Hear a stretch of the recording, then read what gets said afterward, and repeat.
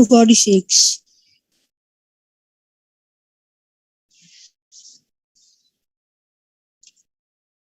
Good evening, everyone. On behalf of PB Fintech Limited, we thank you for taking out the time and joining us today. We welcome you to the virtual analyst and brokers meet on the announcement of the company's forthcoming IPO. Before we begin, I would like to introduce the management and distinguished guests who would be addressing today's gathering. From the company, we have with us Mr. Yashish Dahiya, Chairman and CEO, and Mr. Alok Bansal, Full-Time Director and CFO. Representing the BRLMs, we have Mr. Sachin Wagle, Co-Head India Investment Banking at Morgan Stanley India Company Private Limited, Mr. Arvind Vashisht, Head Equity Capital Markets at Citigroup Global Markets India Private Limited, Mr. Govind Khaitan, Associate Vice President, Equity Capital Markets at Kotak Mahindra Capital Company Limited, Mr. Gautam Benjamin, Executive Vice President, Corporate Finance at ICICI Securities Limited, Mr. Ajit Pancholi, Head Equity Capital Markets at HDFC Bank Limited, Mr. Kunur Bhavishi, Vice President at IFL Securities Limited, and Mr. Aman Puri, Head Equity Capital Markets at Jefferies India Private Limited. We have placed all microphones on mute. Post the presentation, we will welcome questions. A sincere request to all to kindly type their respective questions in the Q&A panel available to you, which will be further read out to the management on completion of the presentation. Before we begin, I would like to take you through a couple of short television commercials of PB Fintech Limited. May we have the commercials, please? We are gathered today. Brother, सस्ते में car insurance कहाँ मिलेगा यार? For him to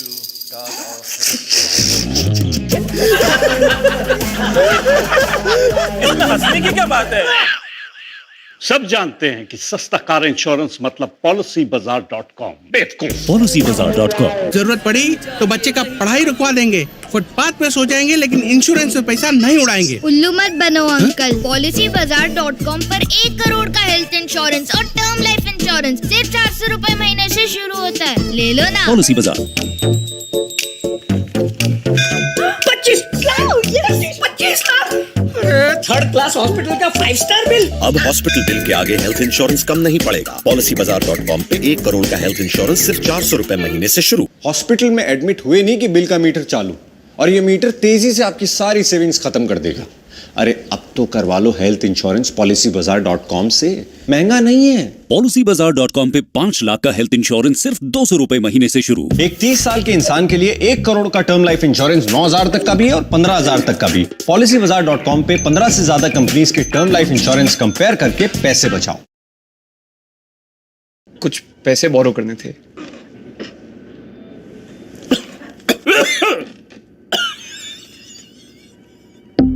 loan चाहिए तो पैसाबाजार.com पर जाइए।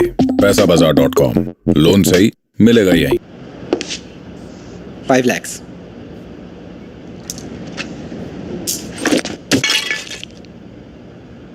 Once broken, considered sold। Loan की जरूरत कभी भी पड़ सकती है। पैसाबाजार.com पर मिलेगा इंस्टेंट लोन अप्रूवल। लोन सही मिलेगा यहीं। Hello sir. Hello. Sorry sir. Sorry नहीं, सही क्रेडिट कार्ड चुनो। पैसाबाजार.com पर मिलेंगे फ्री लाउंज एक्सेस और बेस्ट ट्रैवल ऑफर्स वाले क्रेडिट कार्ड्स। पैसाबाजार.com, कार्ड सही मिलेगा यहीं। Thank you so much. That really gave all of us a really good insight on what PB Fintech is all about. That is Policy Bazaar and Paisabazaar. I would now like to invite Mr. Sachin Wagle from Morgan Stanley India Company Private Limited to initiate the proceedings. Over to you, sir. Thank you. Good afternoon and welcome everyone. I was very inquisitively looking at the number of participants, which the ticker seems to be growing with every passing second. I can see there are over 310 participants already, 320 as I speak. On behalf of the management of PB Fintech Limited and book running lead managers to the IPO, I welcome you all with great pleasure to the occasion of this broker and analyst meet for PB Fintech IPO. We at Morgan Stanley are proud to be the book running lead managers to this India listing of the unique, one of its kind, technology centric insurance and financial services marketplace. We believe PB Fintech is truly a landmark IPO addressing large, underpenetrated, and growing insurance and consumer lending markets. It is the undisputed leader and only meaningful player in digital insurance distribution in India, with dominant market share in digital insurance through Policybazaar, and likewise, India's largest consumer credit marketplace through Paisabazaar. Company has been at the forefront of constant technology-led innovations, helping protect hundreds of millions of middle-class Indian households from death, disease, and disability. PB Fintech's IPO shall further help create new age market cap creation in India, and I thank Yashish and Alok for joining in creating this value creation. Key highlights of the IPO. The price band of the IPO is 940 to 980 rupees per share, which means at the top end of the price band, the total offer size stands at rupees 5,710 crores, comprised of fresh issue of 3,750 crores and an offer for sale component of rupees 1,960 crores. The total QIB tranche is going to be not less than 4,282 crores, of which the anchor would be up to rupees 2,569 crores. HNI, or the non-institutional portion, would be not more than 857 crores, and the retail would be not more than 571 crores. The IPO opens on November 1 and closes on November 3, with the anchor portion opening and closing on October 29. As mentioned by the moderator, we have with us the two co-founders with us today. Yashish, who's the chairman and CEO of the company, and Alok, who's the whole-time director and the CEO. Without much ado, I'm going to hand it over to both of them to take you through the presentation. But before I do that, once again, I'm going to thank all of you for joining this session, and we look forward to wholehearted support from all of you for this IPO.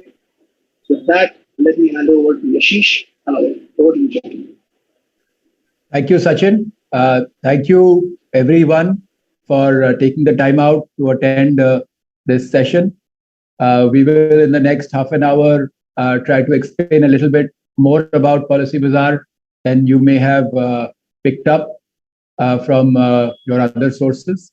And then we will take questions from all of you. We're very thankful for all of you who have joined here.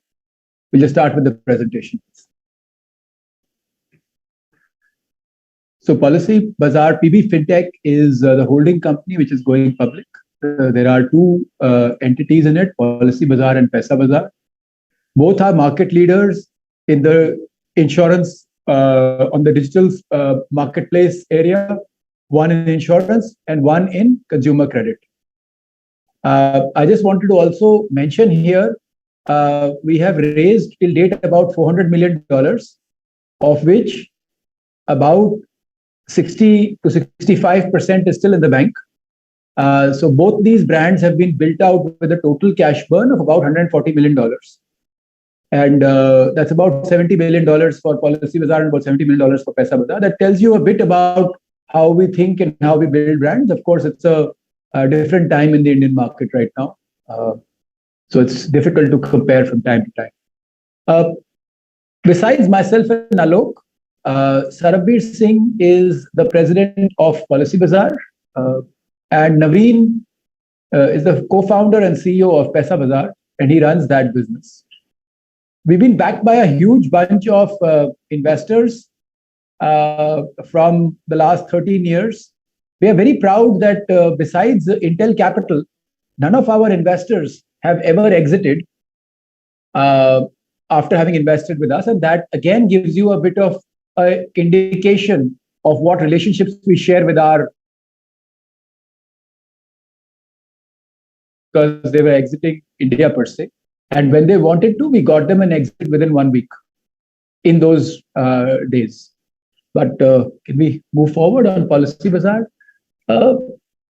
See, we all know that the insurance is a large opportunity and online is a small part of it. But rather than focusing on that, I would rather focus on the protection side, which is the next slide.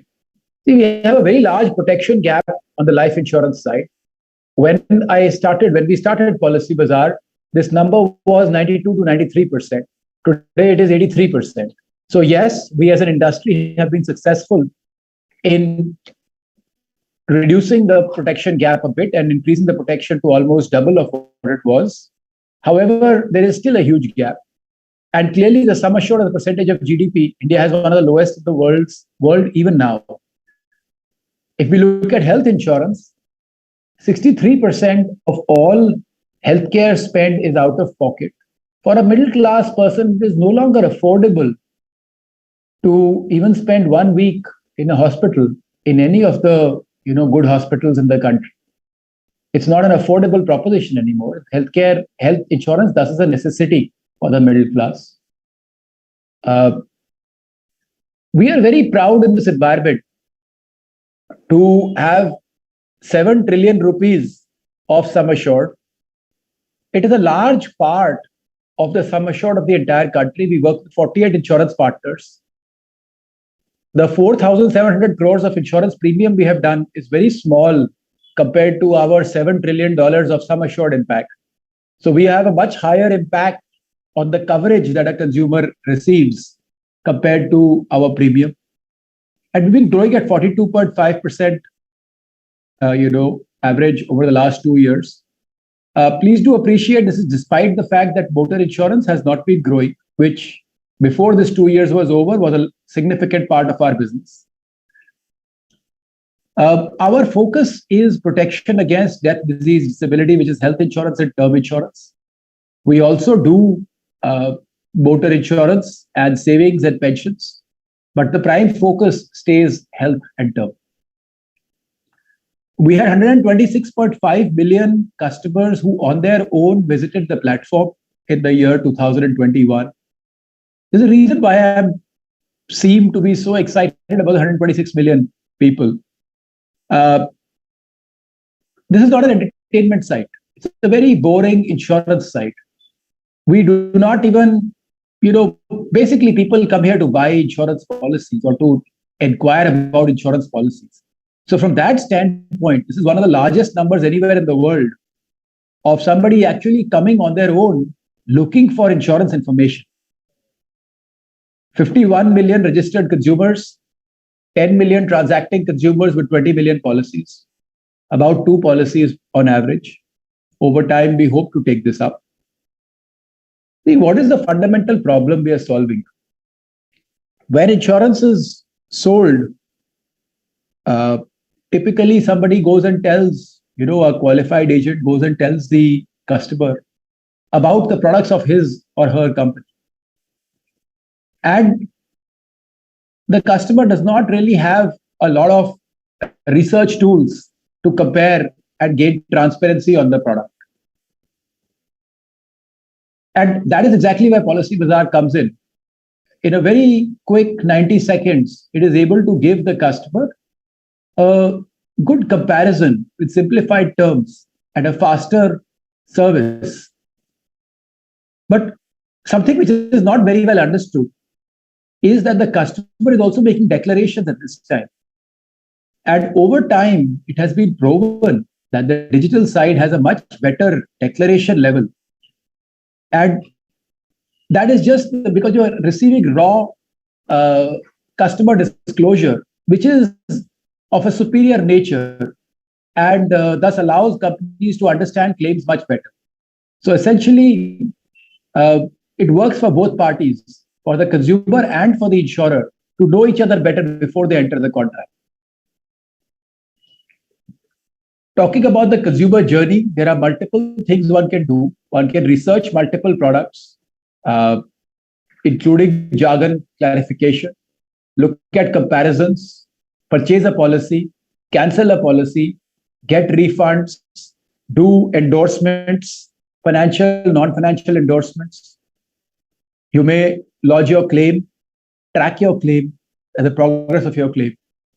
And you will, of course, get renewal reminders, etc., etc. And you can also have some suggestions on which products are right for you, etc.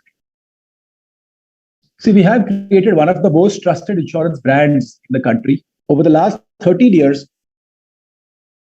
we've been explaining to the consumer why they should go and buy insurance. The result of all that is 82.1% of all the premium sourced via our platform comes from those customers who come to the platform directly. This is a very powerful number. It means we don't have to spend marketing money to get these customers. And that's a very powerful position to be in. If we move forward, 80.4% of all transactions happen unassisted. Now, this could somewhere cause a bit of misunderstanding. So I want to clarify. Many of these are the smaller ticket, easier transactions like two-wheeler, four-wheeler, travel insurance. So those almost all happen unassisted. But if you look at health insurance or life insurance, there will be a much larger component of assistance required. I'm pretty confident if the assistance was not there, if the call center was not there, then the sales of health or life might be somewhere between 1/3 to half of what they are today. But for the remaining products, a bulk of it is happening in an unassisted fashion. We, of course, keep developing as technologies become available. We keep developing those, whether it is a video inspection app, whether it is risk assessment, it's various things we will keep doing. And that's obvious. Because we have a consumer database over the last 13 years, we have been assessing this along with the claims history and developing good risk assessment tools, which we share with all our partners. We have fraud detection mechanisms, and we have deep behavioral analytics, which again we share with our partners. So they can leverage this from a fraud prevention perspective. Talking about Paisabazaar, I think you know enough about the lending category and lending opportunity in India. I'll just put out one piece of fact for you. The US, with a population of 275 million people, has more than 1 billion credit cards. Whereas India, with a population of 1.3 billion, which is 4 times higher than the US, has about 35 to 40 million credit cards. So clearly there's an opportunity to grow our credit access in the country. And the route that Paisabazaar has chosen is it offers customers the credit score for free and gets 2/3 of the revenue of its total revenue from the credit score program by engaging with those customers and explaining to them what may be a better product for them.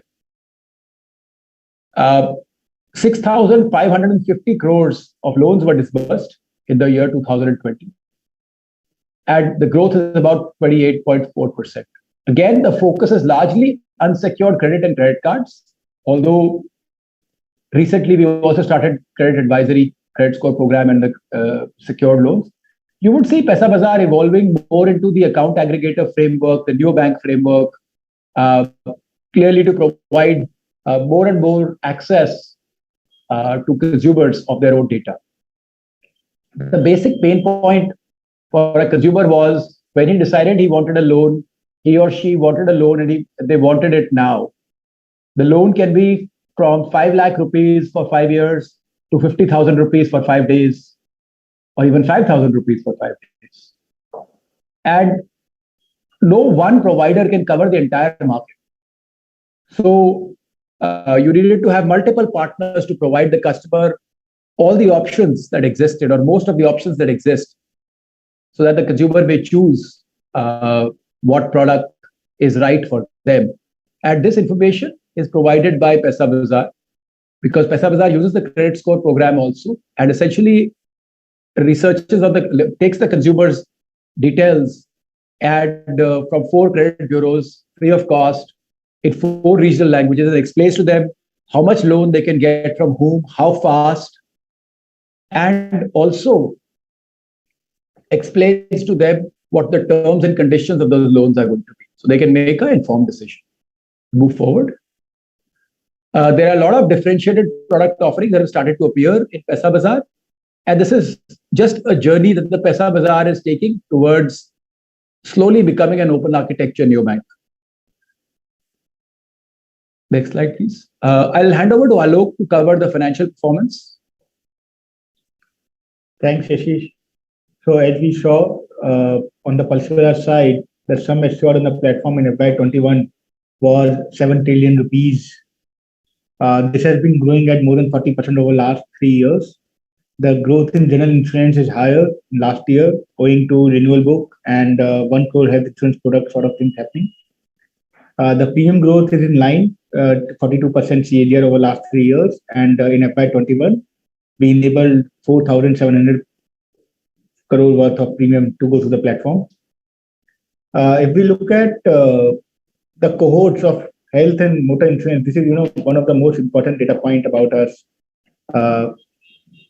So for every rupee of health insurance premium which has gone to the platform, there is a drop off in the first year because some of the products are 1-year products, or some customers who do not claim the first year or join a corporate may not want to continue. But beyond that, pretty much everyone keeps on coming back. And as their family size grows, their paying capacity grows, and they look at high medical inflation, this will just keep on increasing again and again. So it's already at almost 6x. Motor is at 3.4x, and CQ is still bigger. But in health insurance, because these products typically will be next for 20, 30, 40 years with this customer, this book will keep on coming back. The best part is 95% of this flows down to the bottom line, so there's a little bit of effort required. But beyond that, so when the management team will decide on how much to invest behind a particular business, this should give you some idea of our thinking, because in health insurance, we'll take a decision based on the value of that transaction. And sometimes in the first year, it doesn't look that amazing, but because we know this data, over years, that starts to come back in a very big way. In terms of our operating income, in FY21, as you can see, we had 887 crore of operating income. This was despite the fact that Paisabazaar had a very tough year with COVID, where the disbursements were down by 55%, but we could still post a positive growth. On a quarter basis also, you can see there was a growth of revenue in the last year, 175 crore to 238 crores of this year. If we look at some of the operating stuff, see, as Yashit mentioned, a lot of life insurance and health insurance requires some assistance. So our total premium per advisor is already at 1.4 crore per advisor per year. If we take out the renewals, then also this number is almost 80 lakh rupees per advisor per year. This is almost unheard of in the industry.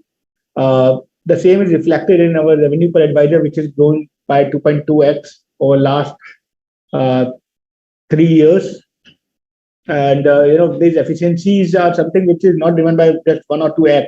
There are multiple small things that we keep on doing, whether it's on the website, whether it's in terms of how we look at the operations, in terms of training.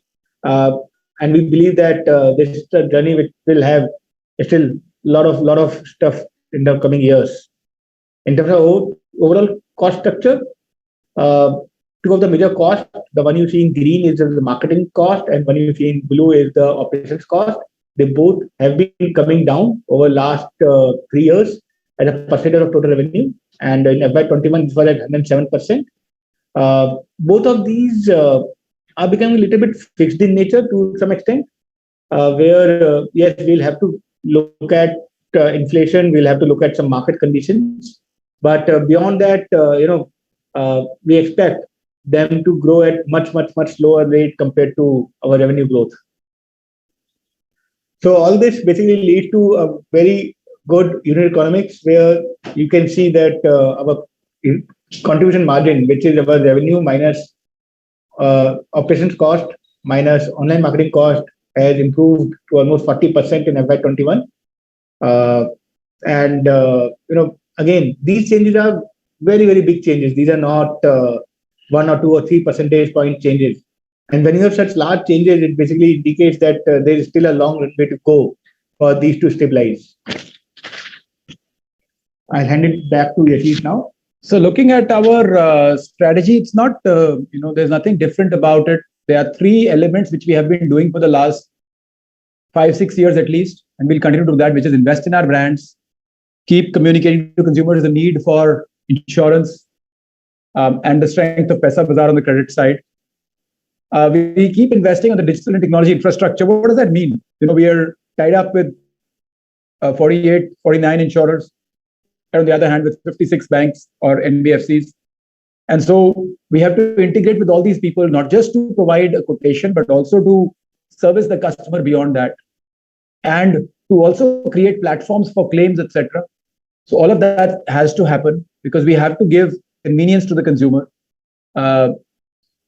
We have to also cover the innovation gaps and segment gaps. So, if you look at health insurance, not just health insurance, it's health insurance for older people, health insurance for people with diabetes, health insurance for younger people, health insurance for single people. So I think these are all different segments which need solutions in each category because you're serving a different consumer need. And this is something we have to continue to do. But as we go beyond this, we are expanding our offerings to SMEs and corporate clients, both for Policybazaar and Paisabazaar.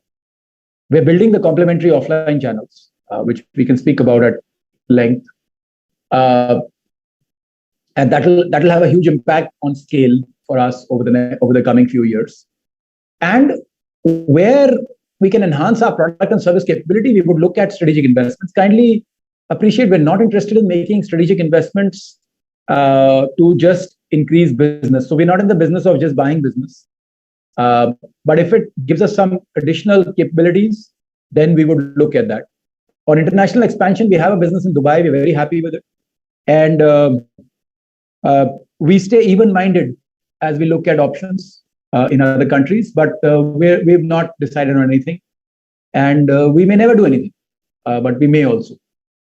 We're addressing the large, underpenetrated and growing insurance and consumer lending markets. We have a leadership in both of them. It's a very important point. All our technology, data, and intelligence stack is organically built. We have not used any partners or any. And what that implies is we have a huge amount of flexibility in where we take it. Anybody who understands how technology and data stacks and intelligence stacks are built would appreciate the advantage of being organically built. And we have strong unit economics, which Alok walked you through with improving margins. So that's where we are. Thank you very much and look forward to hearing your questions. Thank you so much, sir. We'll now be opening the floor for the Q&A session. While we have already received some questions and will be taking those first, a gentle reminder to all to kindly post your respective questions in the Q&A panel available to you. Also, a small request, if you could please identify your name and brokerage house while sending in these questions. And we'll try our best to ensure that all questions are answered. Coming to the first question, what is the mix of premium and revenue between protection life, non-protection life, health and motor? Alok, you want to take that? Yeah, so as Yashish mentioned, we have been focusing on protection. So in terms of overall contribution towards premium, protection will be near to 50%. We are not going down into the revenue breakup by segments, but we believe all parts of the insurance industry are actually poised for good growth. Asset-backed insurance is obviously linked to how assets will grow in India, but all other non-asset-backed, whether it's life, whether it's savings, whether it is health, they are poised for very, very good growth in coming future. So I don't see our mix changing drastically. Yes, there will be some years where a particular vertical will grow faster. Like with COVID in last 18 months, we would see that health has done a little better than others.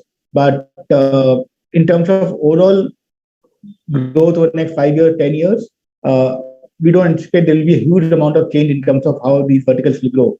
But for us, protection is roughly 50%. So just to add to that, as you look into the future, I think health will grow quite fast in both the medium and long term. Motor, yes, some shifts may happen, and we'll see how those go. Term insurance will pretty much grow in line with health and stay somewhat smaller than health, but keep growing fast. And investment is an open category. The margin, the volumes could change quite fast specifically with the offline side, they could grow quite fast. Sorry. Thank you so much, sir. Coming to the next question. Why is the broking license important? Will it impact the digital push? Is the POSP model? So see, let us go through what a broker license enables vis-a-vis a web aggregator license. Number one, in life insurance, a web aggregator cannot get commissions on renewals, whereas a broker can. Please appreciate, I'm not saying we will get commissions. All I'm saying, you can get. Legally, there is no barrier to receiving renewal commissions, while for a web aggregator, there is. Second is, a broker cannot have a physical, a broker can have a physical presence, whereas the web aggregator cannot have a physical presence. A web aggregator has a certain specified number of products that they can deal in. So corporate products, etc., are mostly out of the purview of what a web aggregator is allowed. A broker has no such restriction. As long as there's a product, you can deal in it. Right? And claim support. Claim support, a web aggregator cannot provide, while a broker is authorized to provide claim support, can also provide claims consultancy services, etc. And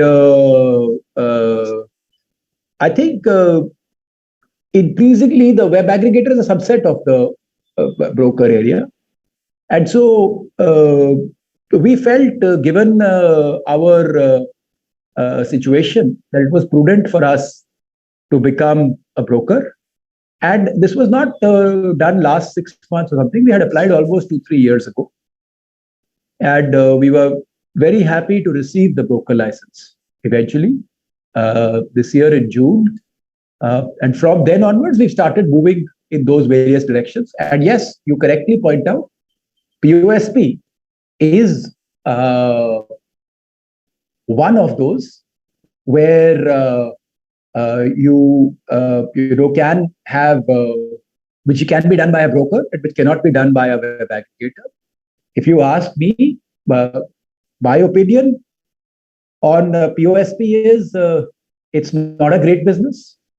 Are we going to do it? Yes. But at no time am I pretending that it has the same marginability or same consumer value as the core consumer-led business. In POSP, essentially what happens is you call somebody else's business your business. That's the essential nature of POSP. But I think you all know that, or at least the person who may have asked this question will obviously know that. And yes, we will do POSP, but we certainly don't value it the same as the rest of our business. And whenever we do it, we'll declare how much of it is POSP all the time. We are growing quite fast in that area. Thank you so much, sir. Coming to the next question, while we are currently investing for growth, so making EBITDA loss, what is a reasonable time frame over which one can expect us to turn profitable? And what is the steady state EBITDA percentage in the business? Alok, you want to take that? Yeah. So see, steady state EBITDA is a very tough call. And I'm not sure whether we are allowed to give some kind of forward-looking guidance on these matters. But if we look at our focus and how we look at our own business as management team, the core part of the business, we want to grow and we want to focus on efficiency. And if we are looking at efficient growth, profitability will automatically follow. But the aim is not to maximize or look at a number on a quarterly basis or a yearly basis. We want to look at, okay, what will happen in 3 years, 5 years, 10 years time frame? Are we actually moving ahead with strategic intent towards solving the problem for consumers, solving a problem for our partners, doing something better for the industry. And some of the decisions, specifically if we look at some of the verticals, sometimes may look a little odd, because just to give an example, in health insurance, we just discussed the cohorts. So when we decide on some specific investment that's required to acquire more new business, it may not look as good on EBITDA level, but future year revenues which come from the same book will make it really, really good. So if we focus on today, we will not make the right decision. So for core business, we want to focus on efficient growth. If we do the right thing, profitability will follow. It's almost similar to saying valuation follows if you do the right. If you create the value, valuation follows. So it's the same thing. If you do the right thing, if you are creating value, everything else will fall in place. Having said that, we will obviously invest behind experiments. And I want to call it out separately because experiments will be early stage. They will go through their own investment curve, and we may take calls to go a little deeper in one or two of those as required over time. But we want to separate that out in our mind when we make a decision that this is the core business, which sort of got established in terms of business model, although a lot of stuff needs to be done. And we'll continue to push envelope on that. But there will be another portion of experiments which will be separate. Thank you so much, sir. The next question reads, could you please break down the growth drivers over the next 5 to 10 years in terms of the end industry growth through rising penetration, the rise in digital share of distribution mix, and PB FinTech entering new product categories and geographies? So if you look at the growth rate of the industry, people predict that to be about 15% or so. 15, 17, the report done by Frost Sullivan was talking about 17% or so. But whatever it is above 10%. It's a good industry to be in, number one, from a growth perspective.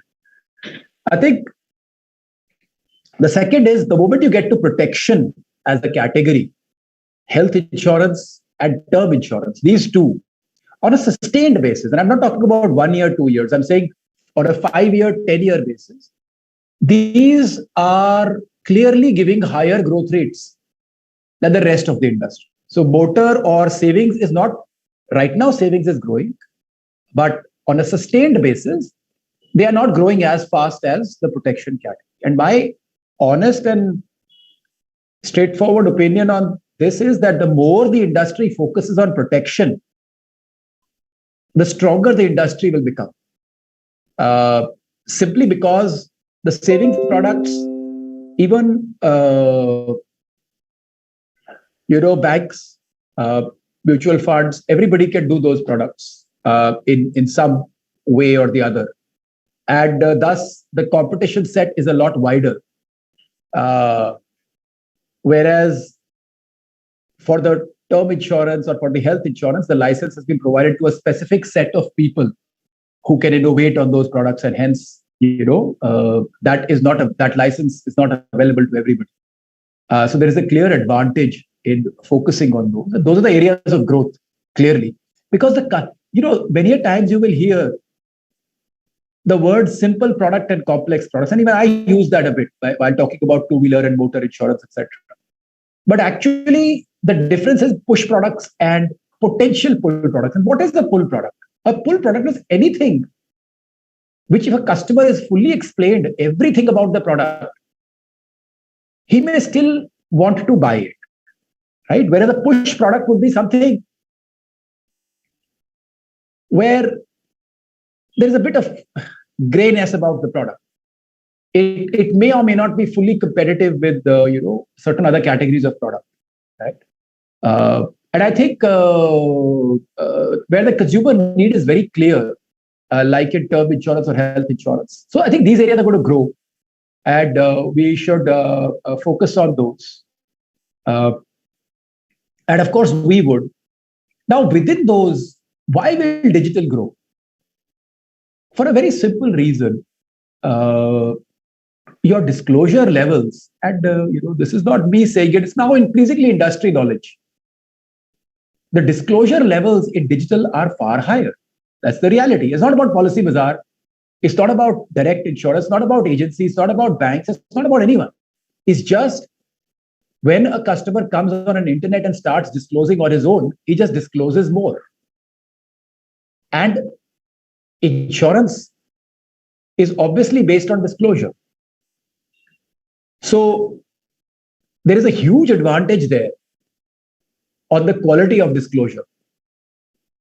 I think reinsurers increasingly appreciate it. Insurance companies increasingly appreciate it. And I think that will keep playing out into the future. So there is going to be a market share shift. Let's talk about the past, right? Health insurance market share has grown in the last 5 years for digital. It's probably quadrupled. Where will this go? Will 5 years from now it be the same? Even if it is the same, the share of health insurance happening online will be much higher, because today what you are seeing is just the fresh business. See, only the, I don't know, right, 12, 15% of the fresh business of health insurance is happening online today. But on the renewal base, if you take the last 5 years average, that may be only 5%, that may be only 3%. Because 5 years ago, on the fresh book, the share was perhaps 2 to 3%, which has become about 12 to 15% now. And so what that means is when you look at it overall, you see a much smaller online part that is the reality. And over a period of time, especially, you will see a different picture very clearly. So my guess is a very large part of the business will be happening online over the next 5 years. And the renewal catch-up, adding to it, will start to disclose those numbers, at a perception level, at a higher level. And,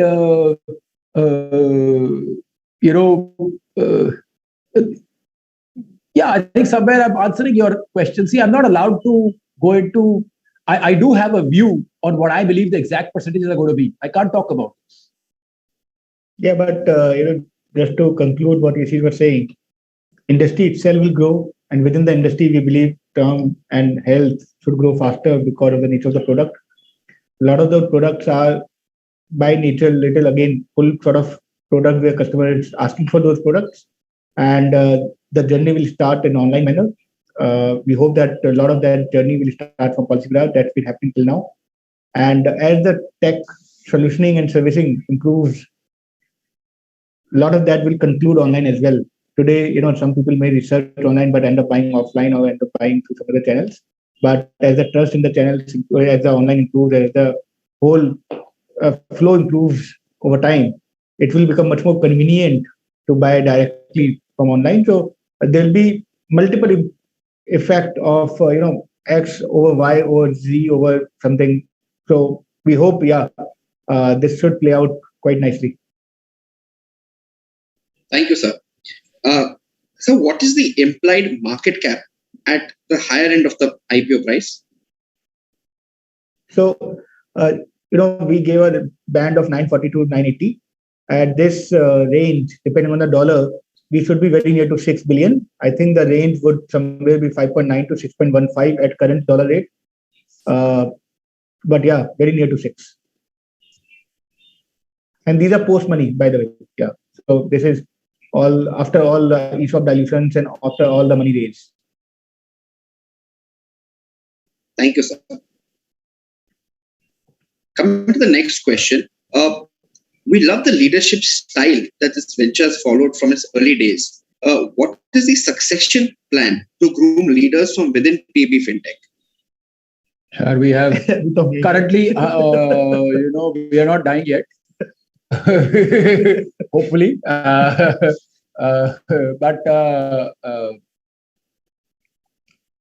we have, CEOs for both our businesses, Policybazaar and Paisabazaar, CEOs, presidents, whatever you want to call them. They are leading those businesses day to day. We are no longer attending weekly calls. And that is happening at a very conscious level, because as we go public, we do have to have that clear, scalable management out there, despite the fact that we believe, we are here.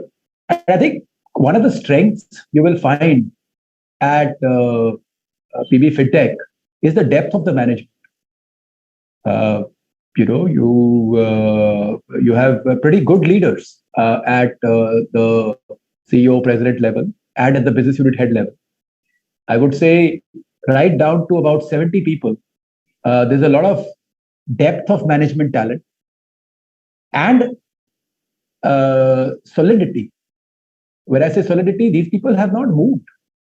They've been there, 5 years, 10 years, 13 years, some much longer than Policy Bazaar itself, because they've been working with me from before then, from 2-3 years before then, including Alok, by the way. Like, we've been working together before Policy Bazaar also. So these are people who are choosing to work together and continue to do so. There is almost no churn at a management level. And that is one of our biggest strengths. So I'm glad you asked this question. And from a succession planning perspective, yeah, we are attending monthly meetings. Of course, if we are required, we are there. But increasingly, we are not having any, how do I put it? Sometimes you need leadership to intervene when there is a stress situation in the business. Almost 6-8 months, I have not had to do that in Policy Bazaar at all. And in Paisabazaar, similarly, for almost 1 year plus, I've not had to do that. So yes, there is a lot of, we are focusing much more on the future, where, Doc Prime is coming in. And I'm not at liberty to speak about everything right now, but hopefully we will start speaking about things very soon. Once I'm at liberty, I love speaking about things. It's just, right now my mouth is sealed. But at some point we will speak about things that we have in our mind. Yeah, see, we consciously took a decision of having business heads who were very independent, and that gave us freedom. That was right for the business as well. And the way we have looked at our management teams is get people in at little early in their career, sort of work with them, let them scale up, give them responsibilities which are a little above their current maturity levels and current delivery levels, and give them that space. And what we have seen because of that is a lot of these team members have grown in the same ethos of Policy Bazaar as we would have wanted. No, it's said that organizations take the personality of the founders, but eventually it has to be executed through the team. And because of the way the team was built out and they have stayed on, there was some data which is, I think, disclosed as part of our RHP also in terms of the attrition and all. You'll see in the key management, in last 3 years, there have been only 2 attritions, that too in last year because of some reason, but otherwise there was almost 0 attrition in the key management in last 3 years. I don't think too many organizations can flaunt such sort of matrices. And any attrition is usually a very friendly attrition. Yeah. In fact, as you were going through the roadshows, a lot of people commented on that in their due diligence calls with ex-employees, what they found is they spoke very highly of the team at Policy Bazaar and the business at Policy Bazaar. And usually that happens rarely. So that's one of the areas we're very, very proud of. I'll just make one very small statement, right? Suppose we're looking for people to lead Policy Bazaar right now, just the Policy Bazaar, the key brand. I could do it. Sarbvir can do it. Alok can do it. I have at least 2 more people in Policy Bazaar who can do it, and Naveen can do it. So I have 6 potential CEOs for the business, which is 80% of our business. Let's talk about something else, a role that usually nobody has anybody for. Let's talk about the CFO role. Suppose Alok can do it, Sarbvir can do it. We've got 2 people who can become CFOs.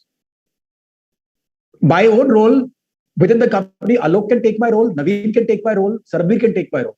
These are people who are ready. They all 3 can take my role. So we have choices and choices. And please, we want to build this company. I'm here to build this company. This is not time to I can't retire yet. Thank you so much, sir. Coming to the next question, what do you think about the growth of direct-to-consumer insurance like ACO? And do you think they could be a threat to your business? Yeah, I will not comment on any one individual player, etc. I think direct to consumer has been there, not today, since a long time. A lot of companies have been direct to consumer. So I think it can be a slightly misused term. You have, I remember when we started Policy Bazaar, ICICI Lombard was already selling direct. Sorry, I'm again commenting on a specific player. But these businesses have been there forever. And we have been growing while all these businesses have existed. And we'll see the future. I don't want to comment too much on the future. But large market, opportunities exist for everyone. For everyone, yeah. There are so many different customer segments. There are so many product segments. We are talking about core products, then there are attachment products, then there are, bundle products, lots and lots of stuff, which is. So let me ask you a reverse question. Let's not take any brand. Will one brand be able to dominate the entire insurance category? Forget about Policy Bazaar. Let's take Policy Bazaar out of the equation. Any brand. And you see the players there. For a moment, just step back and think about all these players and think about the capabilities they have, the capitals they have, the willingness to go direct they have, large brands, bank-backed brands, non-bank-backed brands, brands with access to, significant amount of capital. Are we of the conclusion that a single brand will dominate everybody else? I don't think that's the future. So I think there's space for a lot of people. And clearly, there are different products. There is term insurance, there is health insurance, and in none of our core areas, you know what I'm saying, right? Our core areas, yeah. Thank you, sir. Sir, could you please elaborate on the various compensation plans for employees? For instance, we have equity settled compensation plans. So how do you expect the employee cost to shape up? Yeah, so basically, we have got three things in place. One is for operations, where the team gets a fixed salary, plus on top of that, based on their performance, they get a monthly incentive. It's directly linked to what they have been able to achieve in a particular month or a particular period, and we keep on running schemes for operations team. Then for all the non-operations people, we have, especially for the mid and senior level people, we have a fixed salary and we have a variable salary, which is again quite standard in the industry. And from a stock compensation perspective, I think almost like 300 people in the company would have got stock. And as part of the IPO process, again, we were allowed by the board to give out some more stock to the employees, actually quite a lot of stock to the employees. So that's done already. The impact on the financials, see, typically the way it's accounted for, a lot of cost is taken in the first year. And then it tapers down to the fifth year, because we have right now the scheme we have is 5-year scheme. And the accounting is tapering, although the real stock vesting happens quite evenly. But to be honest, from management perspective, when we look at our own decision making, we are not as bothered about the stock charges which may come into the P&L. Because, those are lumpy things. They may happen in 1 year, they may not happen in next year. So that should not impact the way we are deciding. But yeah, it's a very, very widespread stock compensation plan we have. Thank you, sir. Sir, as you envisage a path to profitability, what are the key factors that you will be working on? Also, could you please throw some light on the top 3 objectives that you need to work on and achieve by FY25, on which you would like to evaluate your performance? Yeah. See, the key metrics, as far as I'm concerned, are what percentage of our business comes from our direct traffic. That's an indicator of how strong the brand is. And that is something I always watch out for and I measure on a constant basis. Because that's really the only customer you have. Rest everybody you're either paying a Google or you're paying a Facebook or somebody, right? So eventually the customer you really have is the one who's walking into your shop on their own. And the second part we are very focused on is the convenience factor. When a customer is buying, how unassisted is that transaction? How unassisted is the post-transaction experience? How much deep integration do we have to enable endorsements, cancellations, refunds, make it a single-click experience, customer service, renewals? A lot of it we have done, a lot of it we have to do. And that's a big, heavy lift. I think for 2-3 years, that's going to be an important area. And the third area is what role we can play in product innovation, etc., with the insurance partners. The fourth area, which is actually linked to the second one, is how we can enable the platform development in the industry. A bit like a UPI moment, right? UPI freed up payments to really grow fast. Today, if UPI wasn't there, you may not have a Google Pay, a Phone Pay, etc., right? So to some extent, we are awaiting a UPI moment in health. And a similar moment, for example, and I'll give a very simple example, right? I once remember, sorry, I've been told to give short answers, but sometimes this is the only way it makes sense. My dad has a transport business, and I remember once they had an accident with a car. Somebody's Audi got hit by the truck, and the person said he wanted 4 lakh rupees there and then. My father said, I don't carry around 4 lakh rupees. And there was a physical fight and all that stuff. Police got involved and all that. And, the point is, why doesn't this happen in the UK? I asked the guy that you have insurance. So why are you fighting with an 85-year-old man? They were larger in numbers, so they hit us. I said, why are you guys fighting? You have insurance. The guy said, oh, insurance se paise aap le lena, aap hame paise abhi de do. And I realized his problem. His problem was he wasn't confident the insurance claim will come. Or he thought there would be a pain in it, right? And that's the reason in the UK people don't fight. Because the insurance claim experience is a standard experience. You just get it. Nobody ever believes that claim nahi milega. Ya claim mein difficulty hogi. So it's a painless experience. Now, how do you make it painless? When a company, there's a conflict of interest, right? Between paying a claim and whatever. And so somewhere the government will have to intervene and create an auto-adjudication mechanism or an auto-adjudication framework. In a way, the National Digital Health Mission with the e-claims platform may be doing it in health. Something similar with Vahan, etc., will need to happen in motor.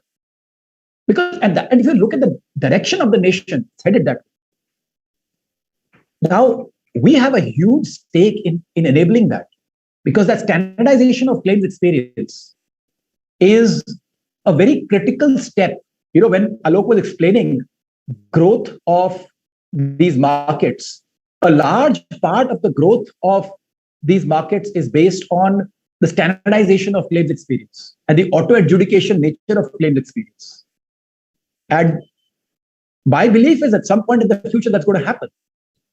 Largely government-led or government-sponsored, so to say. And that's the UPI moment of insurance, in my view. And yes, we have a huge stake in making sure it moves in that direction. Thank you so much, sir. So coming to the next question, when most of the larger insurance companies have their own portals and digital strategies, why would they be attracted to Policy Bazaar? Could you throw some light on that? See, we have 126 million people coming looking for insurance. If you have a digital platform, you ask anybody who has a digital platform, what do they want?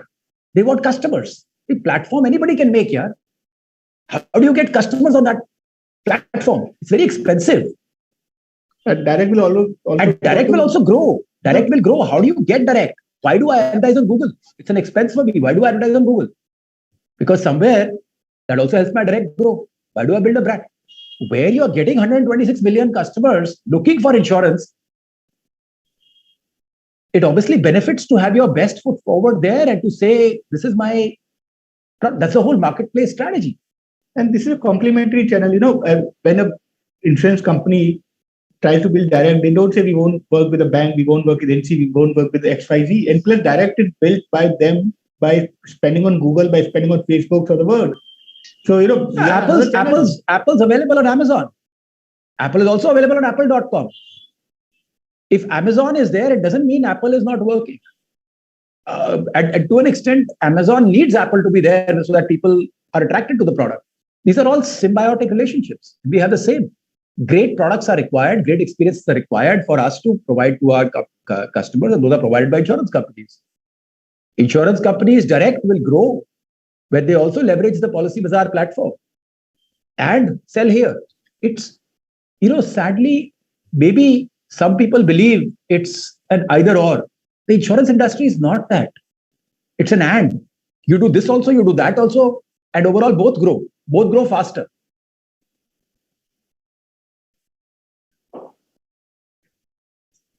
Thank you so much, sir. Sir, as mentioned, digital insurance still remains to be a better business than the POSP model. So what are the challenges and opportunities you are seeing in the POSP model? And what is the main reason behind Policybazaar entering it? No, see, POSP, a certain amount of volume goes through POSP every year. And we have as good a platform as any other to provide for that POSP. And I think it's a good channel to have to expand into tier 2, tier 3. So there is no reason why we shouldn't take that volume when it is available. But the point is, at a marginal level, if somebody tells you, and anybody in the market will tell you that, if somebody tells you they're doing POSP at 30% margin, they are plain lying, because that is a business that's operating at maximum 2% margin. I mean, why will somebody give you their business for less commission or less payout when something more is available? It is what it is. So, and for us, the platform is already built. So it's in a way a zero cost channel. And why would we not do it? It's a very straightforward thing. Yeah. So let's understand what POSP is in a nutshell. One, customer doesn't know your brand, but they go through your platform, and you have a tech stack which is enabling that transaction. Now we have the tech stack, and in our case, because customer knows the brand, that helps the POSP channel itself. But as Yashish said, that is not to be confused with a customer coming to your platform, looking for a product and transacting on your platform. These are two very, very different business models per se, and your tech stack helps you to get that scale, sometimes which can be very, very helpful when you are trying to do a specific thing in an industry. So there are strategic objectives for doing POSP, but these are very, very different models. Very, very different models. Thank you, sir. So can entry into corporate and SME segments help strengthen the network effects of our core business, which we are currently in? And can these segments be meaningful from a profit perspective in the long run? See, eventually, insurance, as I mentioned, is not an either or game. It's an and game. If you do two things and they are done at incremental margin. So let me try to explain what I mean by that. Suppose we do 2 billion rupees of premium and we make, let's say, $100 billion of profit. I'm just making up these numbers, right? And suppose we have an opportunity to do $6 billion of premium and still make $100 billion of profit. which one would we choose? On one side, what the market will say is, oh, EBITDA margin is only 100 by 6 billion. So why do this? It's 1/3 the EBITDA margin. To me, it's a no-brainer. We would obviously do the 6 billion at 100 crores, at 100 million, rather than 2 billion at 100 million. And scale in this market is important. See, you have a core, what if you think about it, what is our problem so far? We're saying we have a core business, which is very strong, which is very powerful. But what are our detractors saying? Our detractors are saying, oh, online is just 1% of the market or 2% of the market. First of all, does not feel good, is not the truth. So why would we not expand into those areas also? The second part, as you look at corporate, the margin may not be there on some some lines. So you may not have a good margin on the corporate health part, but you may have good margin in corporate assets. You may have good margin in fire and marine. And then, if you're able to create engagement, although nobody has so far, but if you're able to create engagement at the employee level, then you have an inroad into a profitable access channel to corporate employees. So, I think you all know, you are all investors. I have never invested in a stock in my life. Never, ever. I'm just a fixed deposit person and one Policy Bazaar. But you all know these models here. You have to do a lot of complex thought process to win in any market. And I think getting scale at an incremental margin, even though that may not be margin accretive, at a gross margin, which is positive, is a beautiful thing. And to me, that is what POSP is, that is what corporate is for now. And there are add-on benefits. Please appreciate, today, this POSP person is selling insurance. He can also do credit cards. Please appreciate, when I sell a two-wheeler insurance, I make 50 rupees. To the same customer, if you give a credit card also, you make 2,000 rupees. There is a lot of opportunities out there. You have to try to make the opportunities work. And when you talk about corporates, a lot of times we think that corporates means very large organizations with tens of thousands of employees. The reality is there's a very large SME segment as well. A lot of these SME owners come to Policybazaar for their personal insurance needs. And then they ask us that, I have already bought my car insurance or health insurance through you. Can you help me something for my company, my shop, my employees, whatever? And it's a natural extension from that perspective of the relationship. And as Yashi said, it's not either or, it's and. So why should we leave that opportunity? And we already have that customer coming to us. So that's the beauty of it. I'll give you a very simple example. I asked our own administration team to buy as much online as possible. Why do I do that? Because if I do not do that, the administration team might build some friendship and start some cashback arrangement.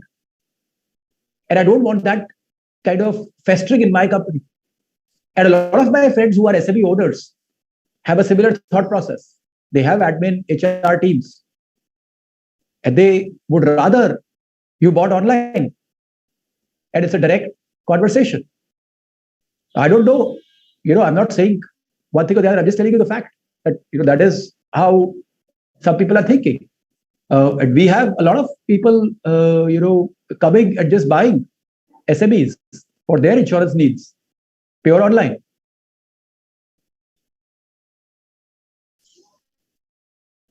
Thank you so much, sir. Coming to the next question, there could be valuation driven by PE round valuation. Is that valuation a benchmark for public listing? See, on valuation,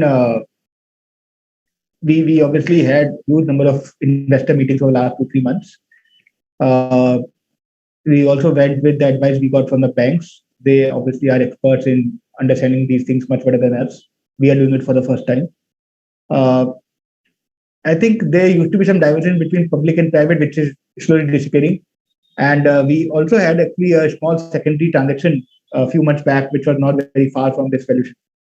So yeah, there was multiple inputs we received when we decided that this is the sort of valuation we want to go ahead with.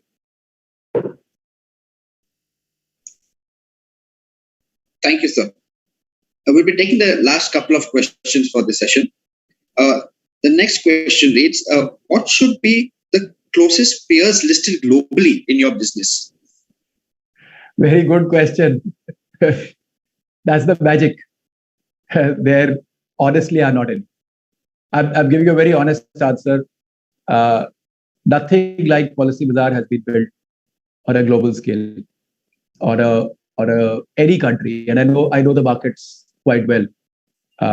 So yeah, you can choose something as a benchmark should you wish to, but quite honestly, you're just satisfying yourself through that. There actually isn't a genuine peer. So it's a model built for India. Hopefully, at some point it might be built for the world from India. But right now it is built in India, built for India. And genuinely, there's nothing like this in China. There's nothing like this in the US. There's nothing like this in all of Europe. Nothing pretty much anywhere. Thank you so much, sir. So the next question is, could you outline the revenue model for both Policybazaar and Paisabazaar? It's a straightforward commission model. It's like a broker who is allowed to take commission. We get a commission. There's nothing complicated about it. So Policybazaar is a broker and Paisabazaar usually acts as a DSA, which is a commission income or a fixed fee income depending on the product, whether it's credit card or personal loan or some advisory. But yeah, it's broker / DSA. The basic principles are whatever product is available to the customer comes at exactly the same price.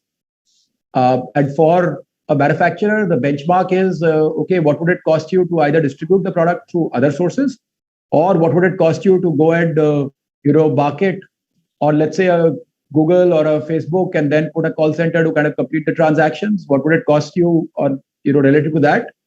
And as long as you're competitive and it's within the regulatory boundaries, it's okay. Coming to the last question for this evening session, why raise fresh funds if only 60 to 65% of the $400 million pre-IPO fund infusion is utilized? No, it is not utilized. Only 30 to 35% is utilized. The remaining 65% is sitting in the bank. So I want to clarify. So your question is very valid, but we have not utilized 65% of what we have raised. We have only utilized 35% of what we have raised. I'll hand over to Alok to answer the more difficult question. See, to be completely honest, when we started the process, we thought there'll be larger OFS. We have a very clear idea about our expenses on the core business. As I said earlier, experiments will evolve over time. But we had, in a way, very good situation that none of the investors wanted to sell. And at the very last moment, SoftBank agreed to sell a small portion of their holding.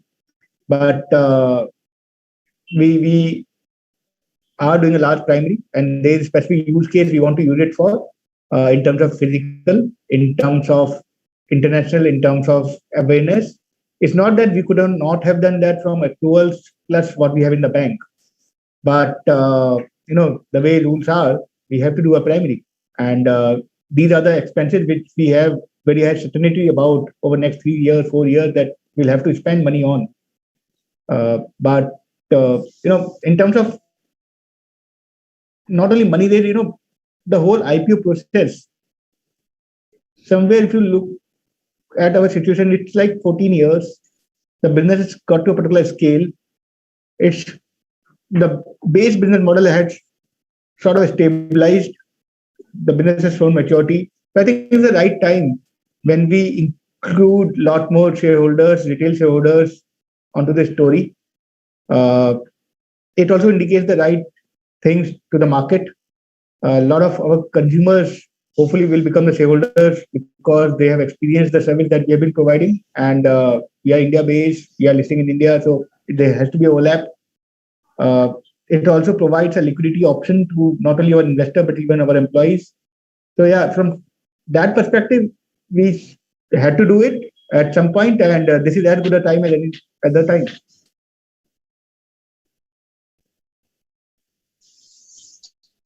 Thank you so much, sir. With that, we close the Q&A session.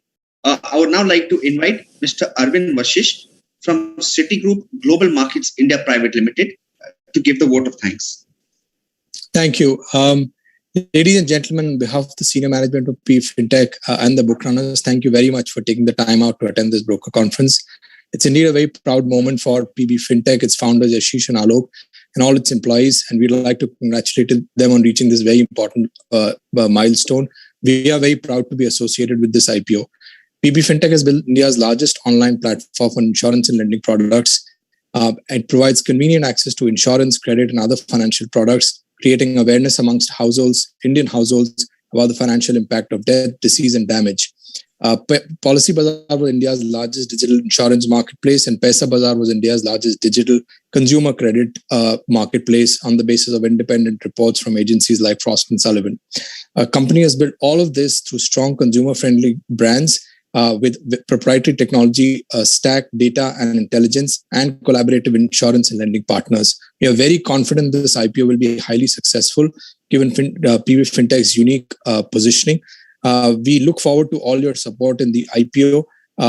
Company already has a very strong pre-IPO cap table, and we think this IPO will strengthen and make it more meaningful from a cap table. So with that, thank you very much. For any questions, please do feel free to reach out to the book running lead managers, and we'll be happy to answer. Thank you very much. Thank you so much, sir. Thank you. I would like to thank everyone for joining the virtual analyst and brokers meet of PB Fintech Limited for their forthcoming IPO. We try to answer as many questions as possible. While I understand that there are still multiple questions that we had, I would request anyone and everyone to please feel free to email us and reach out to us at pbfintechIPO@policybazar.com, and we'll try our best to revert to all your queries within 48 hours. We look forward to your support in making this IPO a grand success. Thank you all once again for taking out the time and joining us today. Take care and stay safe. Thank you. Thank you very much.